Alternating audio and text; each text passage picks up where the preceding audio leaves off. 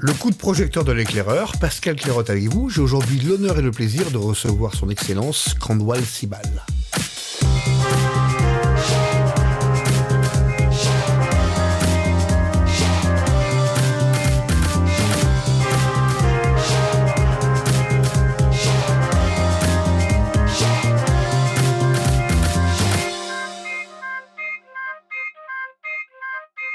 Kanwal Sibal est aujourd'hui le président de l'université Jawaharlal Nehru à New Delhi. C'est surtout l'ancien secrétaire général des Affaires étrangères de la République d'Inde. L'Inde, ce n'est pas nouveau, est un géant démographique, c'est aujourd'hui un géant économique, industriel, scientifique, technologique. Il apparaît donc comme fondamental de bien essayer de comprendre le point de vue de cette puissance qui, par une forme de politesse exquise, ne dit pas son nom. Good morning, sir. Thank you so much for taking the time to speak with me. You were just in Moscow, I believe, last week. What was the atmosphere in the Russian capital? Well, it seemed pretty normal. We had this conference, which was very well attended, huge crowds. We went around and walked a little bit, the old places where I used to walk before, obviously the Red Square and area around. And generally, of course, we motored through large parts of Moscow because I had appointments here and there. So sitting there, you wouldn't get the impression that there is a war that's going on. Though, of course, I must say that many of the Western shops, which were there, let's say, in GUM, they have wound up. You don't see them, whether it is French or German or Italian. Though Cartier very prominently is very prominently present in GUM, and there are few Italian companies which I was not familiar with, which have taken the place of the Western companies that have departed. So to answer your question, the restaurants are full, the streets are full of traffic. I was told that the Chinese vehicles have replaced the German cars and that you would not see Mercedes or BMWs or others. But I was a bit surprised that this is not quite true. In fact, most of the cars that I saw on the street, some of them are German, but there are also Japanese cars, Toyota and others. Yes, the other thing I noticed was that driving from the airport, you could see on the right side a whole line of Western auto showrooms. Now, most of them, in fact, virtually all of them, have been replaced by Chinese showrooms, car showrooms, things like that. Other thing I noticed, since I went after some years, is that from the airport to the center, now you see a lot many more high-rise modern buildings. And in the business district in Moscow, you see more skyscrapers. But in the heart where you have the Red Square and the Bolshoi and all that, things seem to be the same. So business as usual, I would say. Okay, what is your take on the bloody mess that is going on in Europe right now? I mean, from an Indian perspective, which is a perspective that unfortunately we do not hear much of back here in Europe, while I believe it is absolutely critical. Well, if you ask me frankly, it's very difficult to understand why Europe is doing what it is doing. In the sense that Europe has always prided itself, and until recently, quite legitimately, that they had overcome the enmities of the past, and now Europe was a haven of peace, that Europe was now much more a value proposition rather than a security proposition in the sense of, the security issues had largely been settled between European countries and the wars of the past and the enmities of the past had been overcome, and that Europe was now in a business to project to the world its commitment to peace and social harmony and social welfare, and generally project a positive picture of Europe's commitment to a stable kind of a peaceful world order. Now, Europe's calling card that it was a haven of peace is now, to my mind, totally now lacks credibility altogether. Because when Trump, for whatever reason, is looking for some way out of the conflict, end the conflict, reach out to Russia, promote a peaceful solution, Europe is doing very best to prevent that from happening. They want to prolong the conflict, and they have, in fact, not moved away at all from their previous rhetoric about Russia being a danger to Europe. In fact, they have aggravated that narrative by saying if Russia succeeds in Ukraine, then the next target will be either Poland or the Baltic states, and that even Russia could attack even Western Europe. And that's a kind of narrative, fully supporting Zelensky, when Zelensky has lost credibility, not only in America, but certainly in the global South, by the kind of rhetoric that he resorts to, his changeability, his unpredictability, his determination to push Europe and the United States into a much wider conflict with Russia, to the point even of risking a third world war. He has not changed that position at all. I mean, his rhetoric is becoming more and more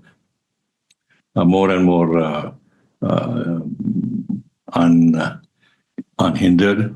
And more than that, if you have at the head of Europe, in the European Union, people like van der Leyen or Kaja Kallas, or that defense chief who's from Lithuania, these are diehard anti-Russian personalities.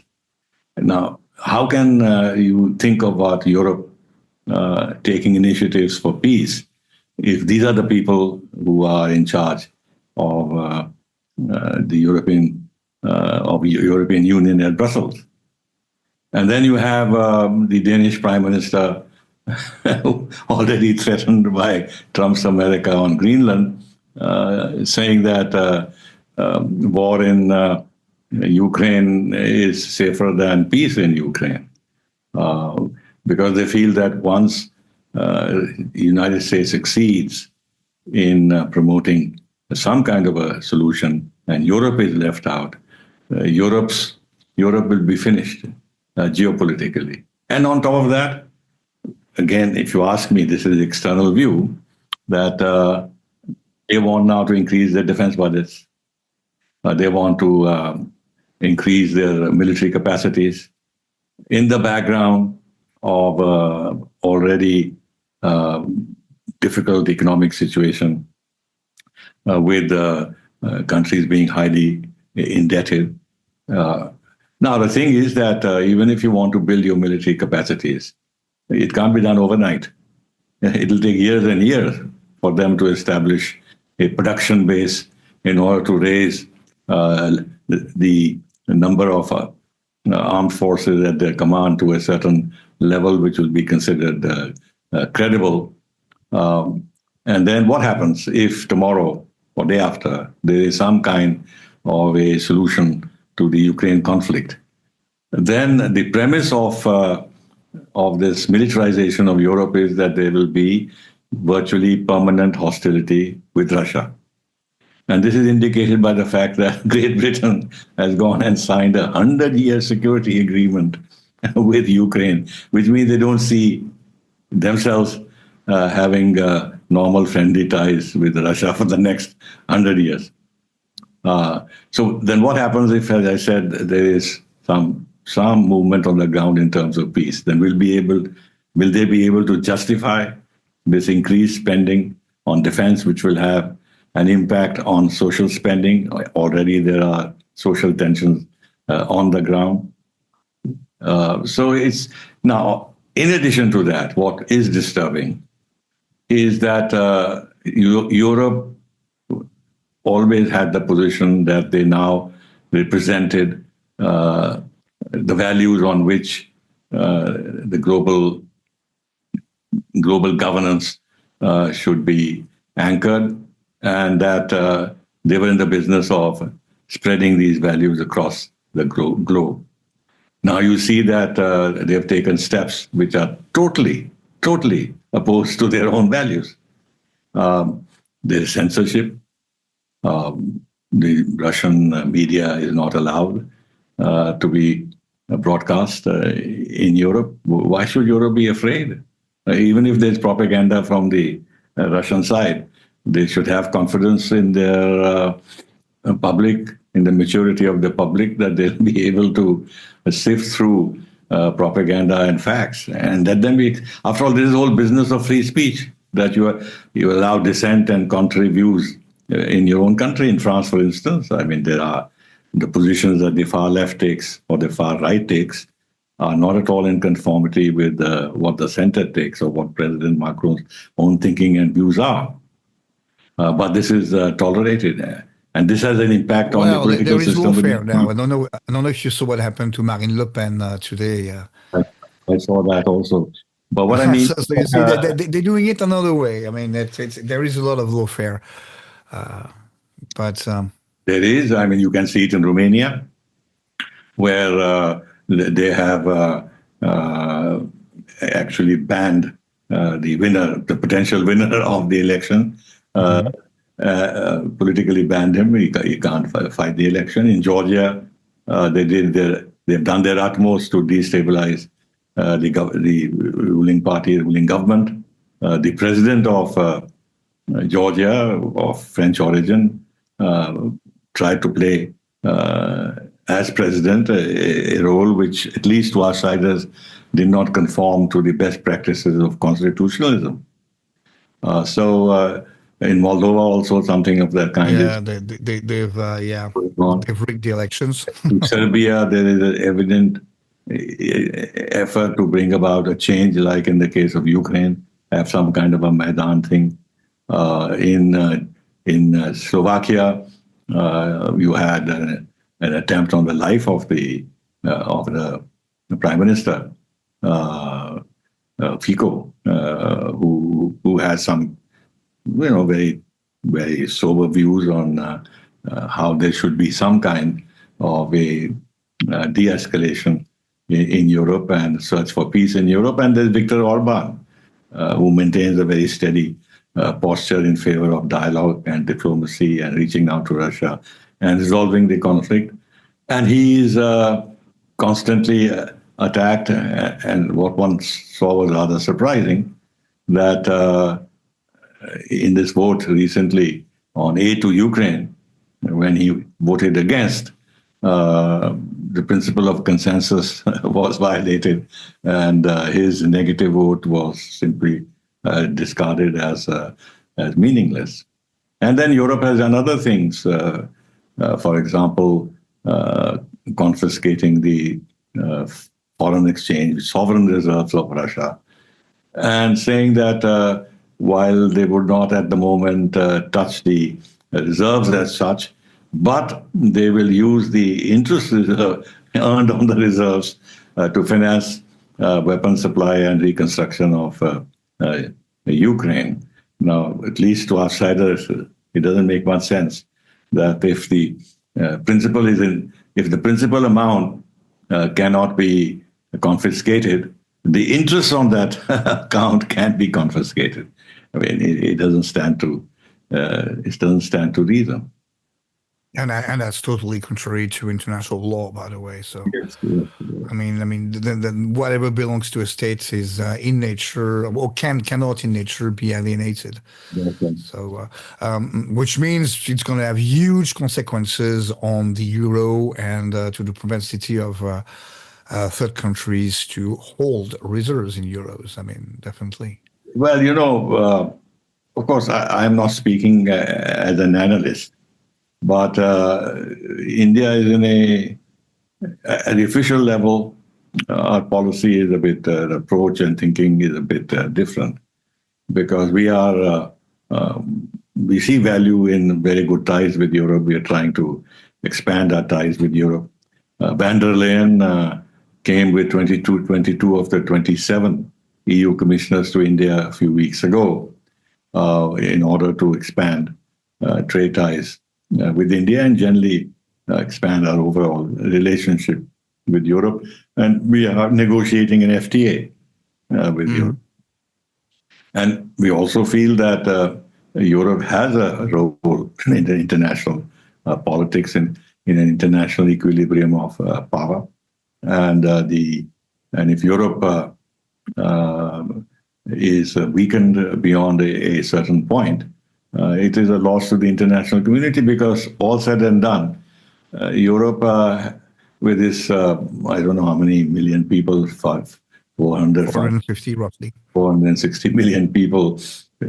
First of all, it's a huge consumption market, huge market for consumption goods because of high standards of living. They have huge technologies. Although they are dispersed in various countries, there's no central authority which controls these technologies, but they are source of advanced technologies. They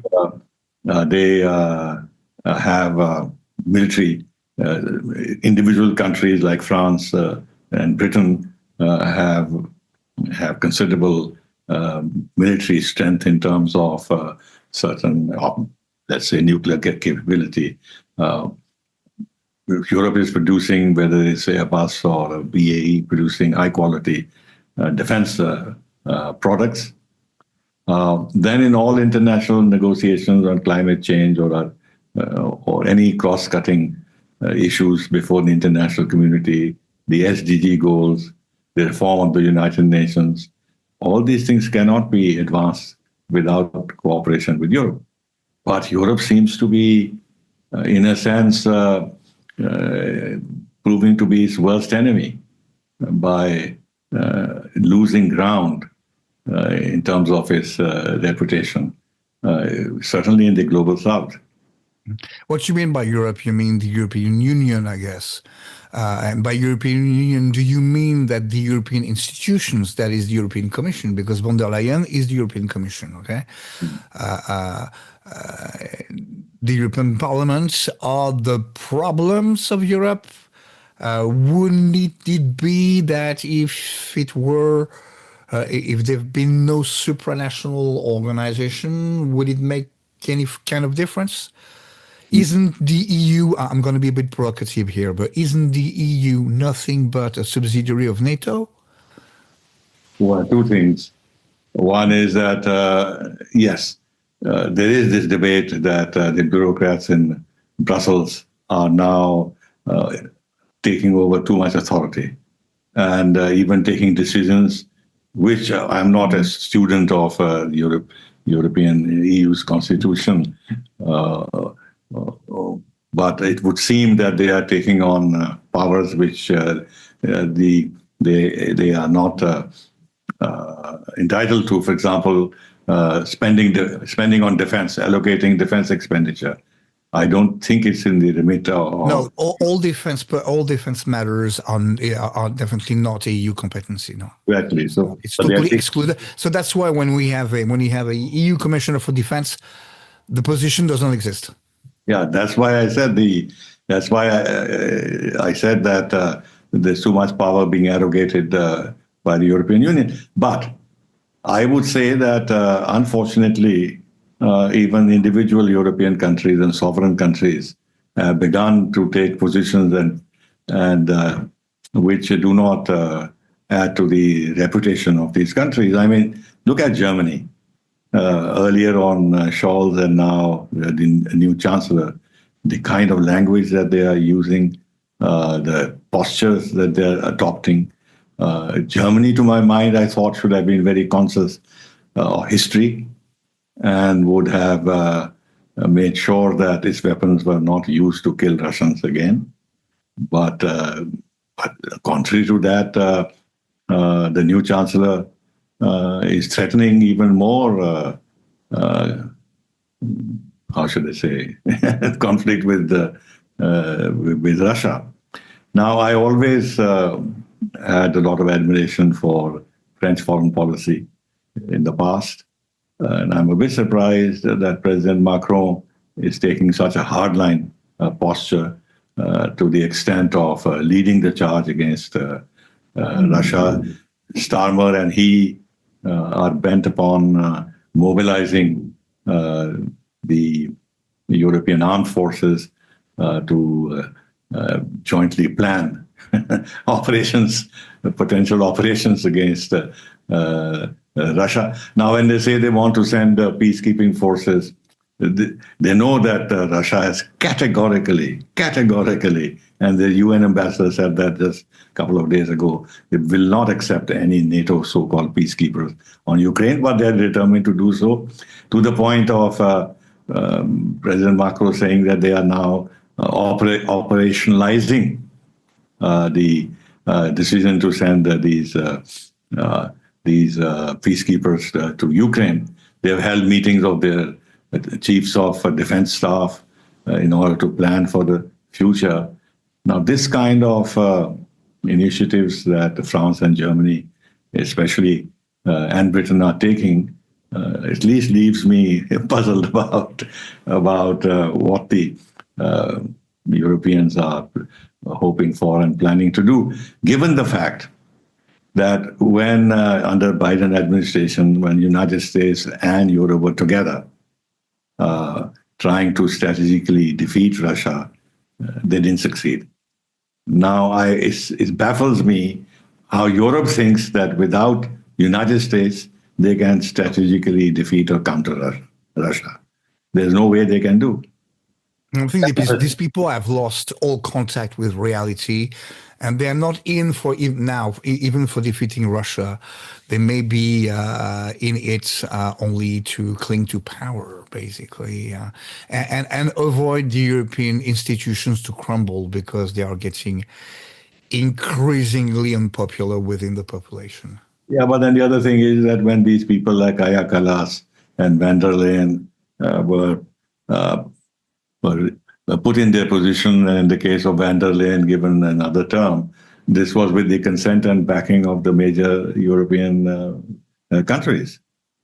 And these will leave van der Leyen aside.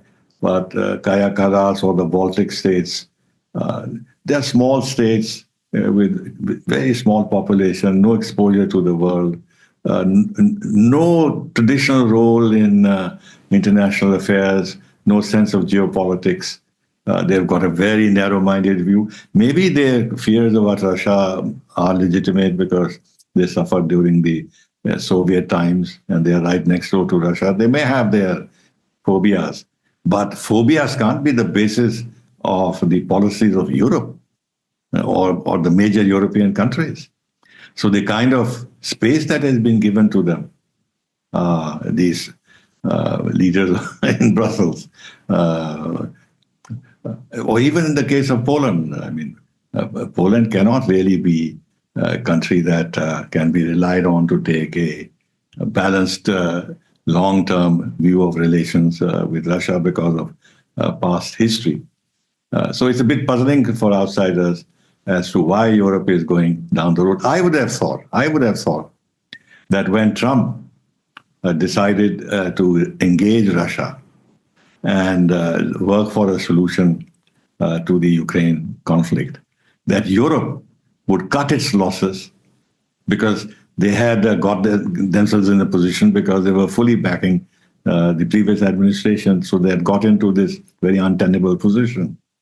And I thought that they would actually take cover, political cover behind Trump's initiative to join that initiative in some way and get out of the problem that had been created, that this would have been a nice diplomatic way out.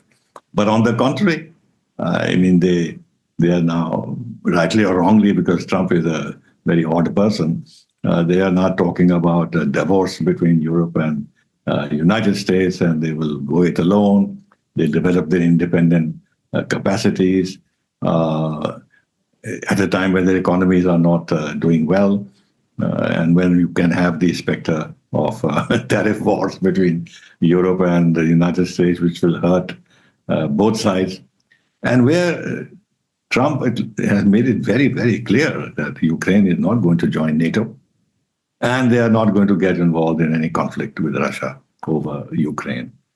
I thought that this was a good enough signal for them to actually tone down the rhetoric and try and shape a different narrative which would be supportive of the general idea of finding some solution to the conflict, rather than this posturing of going it alone, which nobody thinks is credible. Well, there may be another explanation for that, is that the European Union is trying to increase its competencies through crisis and through what we call competency creep, which is usually what bureaucracies which are not keep at bay do. And that's also one of the explanations which are set forth. Is India still an unaligned country? Well, yes, we are, in the sense that we have maintained our ties with Russia, even though we were put under great pressure by the Biden administration, by Europe. In fact, when van der Leyen came here about 3 years ago, she lectured us on how we were on the wrong side of history and how it was morally imperative for India to side with Ukraine and condemn Russian aggression. They were very unhappy that we were abstaining in the UN voting Security Council and UNGA, and that we were buying oil from Russia. But this time when she came, the narrative was totally different. And well, she might have figured out that the oil that you bought from Russia was refined in India and sold back to us as much needed fuel. Yes, that is there. But apart from that, now I find that even a paper like The Economist, which is traditionally very, very biased and critical of India, has actually, in a recent article, praised India's policy, that India has been able to maintain ties with both sides and has been very successful in its diplomacy, and that others needed to emulate that. But leave that aside. At the same time, we maintained very good ties with the Biden administration, and over time they ceased talking to us about pressures to reduce ties with Russia. Even on the oil trade, I can share with you something which you may already know, that the outgoing U.S. ambassador to India at a public function here said that the U.S. had advised India to continue to buy Russian oil because that will keep the prices down internationally and will help the U.S. consumer. And so they're weeds within weeds. I don't think this was the case at all. We took an independent decision. But leave that aside. During the 4 years of the Biden administration, our relations with the U.S. government expanded a great deal. Mm-hmm. So we had good relations with the United States, good relations with Russia, and good relations with Europe, and we've kept our doors open to China.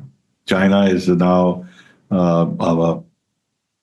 maybe the second largest trading partner in goods, under about $130 billion of trade, even as our forces are confronting each other on the border. And we've kept that door open because it increases our options. If we were to burn our boats with China, then we'll become much more vulnerable in terms of pressures from other quarters. But at the same time, we are also participating in efforts to deter China, either through the Quad or the Indo-Pacific, or our very strong relations with Japan and with Philippines. We are, in fact, we have given some very advanced missiles to the Philippines. So we are, I think, so far we have managed to play this a balancing game where in pursuant of our stated foreign policy objective of being friendly with all countries, we have been reasonably successful. Including with Pakistan, by the way, which is... Not with Pakistan. Not with Pakistan, okay. No. With Pakistan is different. Pakistan is sort of half imploding. As you know, they are in huge difficulty internally. Yes. Total mess. Their politics is a total mess. But what has made that mess even messier is that the whole strategic objective of propelling the Taliban into power in Afghanistan in order to strategic depth. So in that situation, Pakistan is not at the moment a problem. Even China, this China-Pakistan economic corridor and Gwadar and all, they have landed in great difficulty because of the Balochistan Liberation Front, which is Pakistani soldiers and attacking the Chinese workers. So even that project has got stalled, which was a headache for us. So in that sense, we've not been. Pakistan has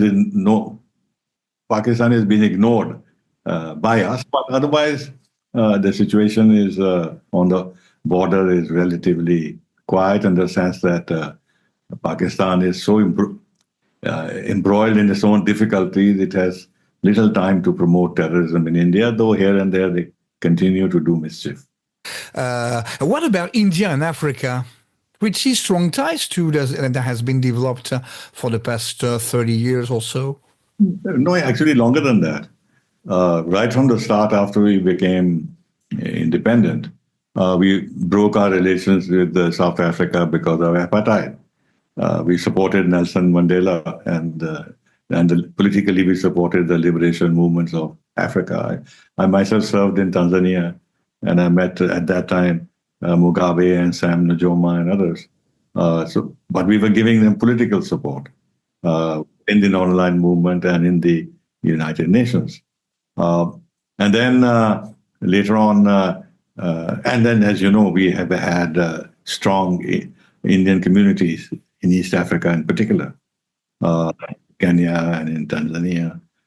So they have been the instrument for our activity there on all fronts. We've had very strong traditional ties with Ethiopia. In fact, we set up the first Ethiopian military academy. No, that was in Sudan. We set up the first military academy in Sudan. With Ethiopia, we've had long-standing ties. We've helped them in many ways. And now in West Africa, our companies have been very active. In fact, our telecom companies have been particularly active. Our IT companies have been very active. We have some very well-funded training programs for African bureaucrats, and so many of them have been trained in India over the years. Now, what really happens is that China has penetrated Africa so much that they have outdistanced us. So if you compare China's activities in Africa and ours, then there is clearly some sort of an imbalance where we've not been able to do as much, despite the fact that we preceded China in our cooperation with Africa by many years. But we are targeting our entire approach to Africa is very different in the sense that genuinely we do projects which the Africans want. And we see what their needs are and give them what they want, rather than using, like China does, the BRI for finding markets for their excess capacities in infrastructure building and in other areas where the Chinese are very good. But they do it in a different way. They're finding markets for themselves in order to, as I said, find outlets for their excess capacity. India is not pursuing that policy. It is much more human-centric approach, with much more greater willingness to transfer technology. On the health sector, we are very active because we have strengthened that area.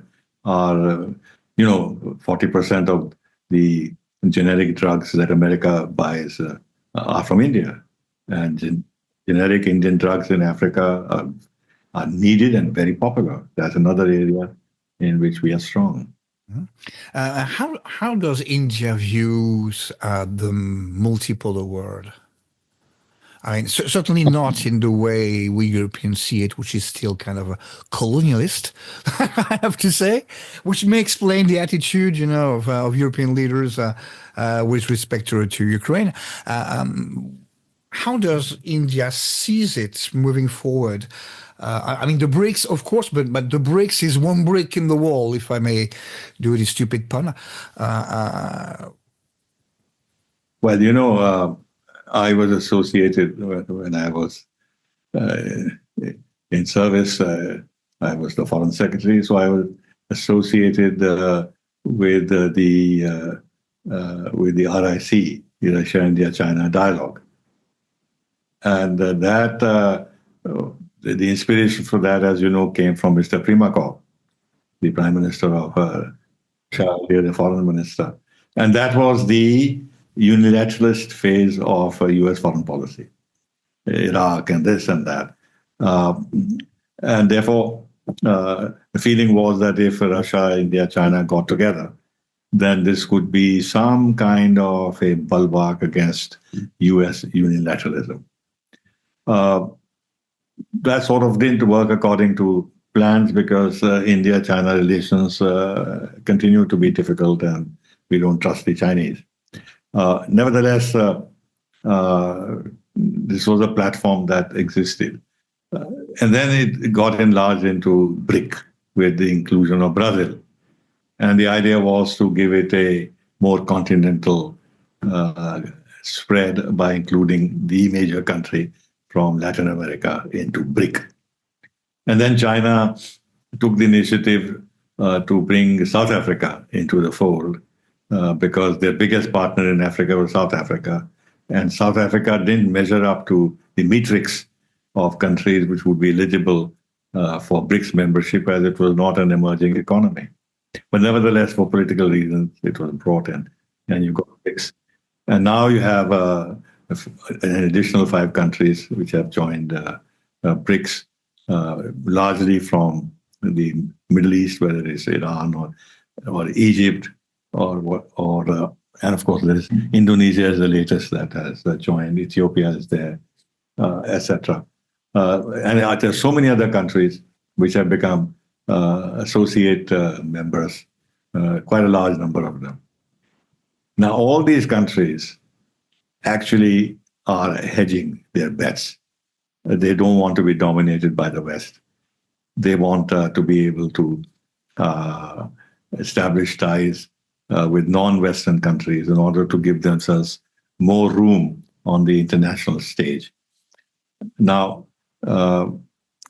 before I come to this multipolar thing again, then you have the G20.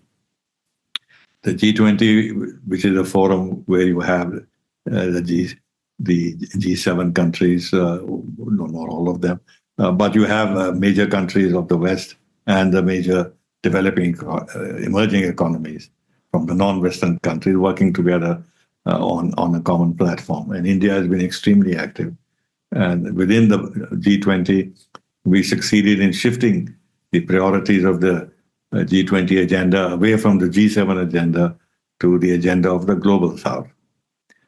So in a sense, this is a contribution to multipolarity in a large sense, that there is recognition that global issues cannot be dealt with only from the perspective and interests of the developed countries, but the focus and attention should now primarily be devoted to the concerns and priorities of the developing countries.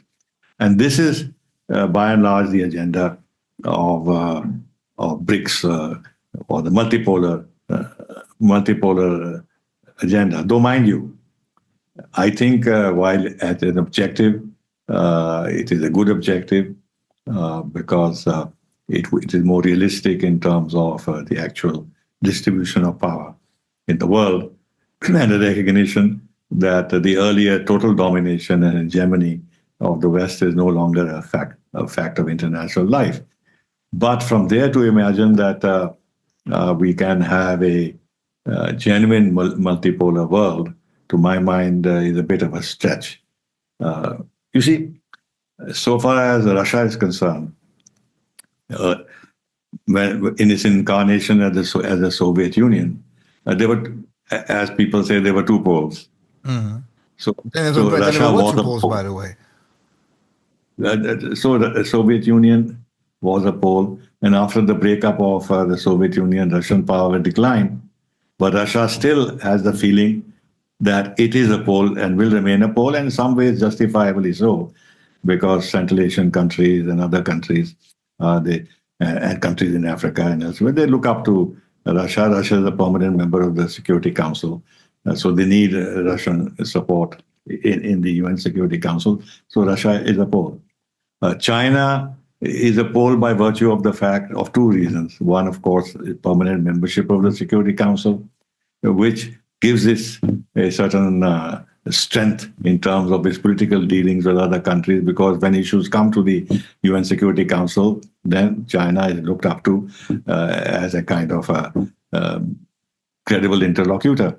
But it has also become a kind of a pole through its BRI and economic policies. And the fact is the largest manufacturing power in the world, the biggest exporter in the world. Now, India is not a permanent member of the Security Council. We have a very difficult periphery. We are not able to control our own periphery. We are, in a sense, a voice of the global South, so that gives us some additional prestige and profile internationally. But I can't say that we are a pole in the sense that other countries will follow our lead. Some may, on specific issues, follow our lead because we can articulate their interests effectively. But we are a growing economy, already the fifth largest by 2030 or earlier. We'll be the third largest, overtaking Germany and Japan. So our value in international relations will go up, both politically and economically. So in that sense, very vaguely, one can say India will become some sort of a half pole, where we will be wooed by the West as well as the global South, as well as Russia, and as well as China, because they look at the Indian market with a lot of interest, but we are keeping them out to some extent. Japan was touted as a pole. I can't see Japan becoming a pole. The other advantage India has is that we're not under the security umbrella of the United States or anybody. So that gives us an independent prestige of our own, that we can look after ourselves. But Japan Japan's security is entirely dependent on United States. And therefore, I can't see Japan as a pole. So I think rather than speaking, this last point, which is very important, is that for Russia and China, a multipolar world is essentially anti-West. It's an anti-West domination, anti-West hegemony, or broadly speaking, anti-West. Because United States especially treats both Russia and China as adversaries, and the European Union treats Europe treats Russia as an enemy and China as a systemic rival. But India has excellent, very good relations with the United States and Europe and Russia. So we are in a very different position. For us, a multipolar world is not an anti-Western proposition. It is more a recognition of our legitimate aspiration of playing a greater role in global governance and in international affairs, that we need more space at the global level. And that can only happen if there is a dilution of traditional hegemonies or new hegemonies. Which is why we are saying, and I don't know if you've seen our statements, we made them several times, that for us, before we talk about a multipolar world, we must first have a multipolar Asia. And the meaning of this is clear. Kanwal Sibal, sir, thank you very much.